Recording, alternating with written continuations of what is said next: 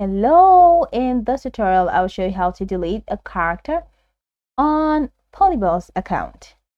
So, can you delete a character? Yes, if it's your own character and meets certain conditions, you can. So, from the mobile app, just go ahead and tap on the three dots menu that is next to your character in your library or create character tab, then select delete. Let's go ahead and create a character. Okay, so this works only for characters made via the standard character creation flow, not pro or certain high visibility bots. Then if your character is flagged as a violation or has become very popular, delete option may not work. So tap and delete does nothing or shows not recommended to delete.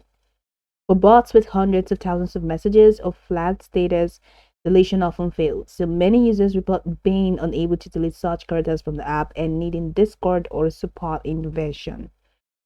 So here's how to delete a character on the mobile app. So open the PolyBuzz app, which we have in here, and log in. So tap the characters or create character tab, usually in the bottom navigation. And once you do that, locate the character you want to delete. I don't have a character yet because currently having issues creating one, but you can just go ahead and click on your profile, and once you click on your profile, scroll the way down and you're going to find all your characters here under the characters tab. So just locate the character you want to delete and tap the three dots menu next to that character's listing and choose delete. Then confirm in the pop-up example, are you sure you want to delete? Expect the character to be removed from your library.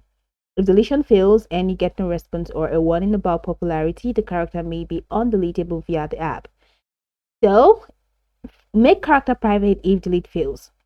If available, set privacy rather than deleting, even limiting visibility while retention stays. Report issue or request with support for characters that are flagged or have high engagement. PolyBuzz supports or admins via Discord may help delete it manually upon request. So go over the tutorial from the top to the bottom to get acquainted with the steps, and of course once you're done, we'll be good to go. I hope that this tutorial marvelously helped our search.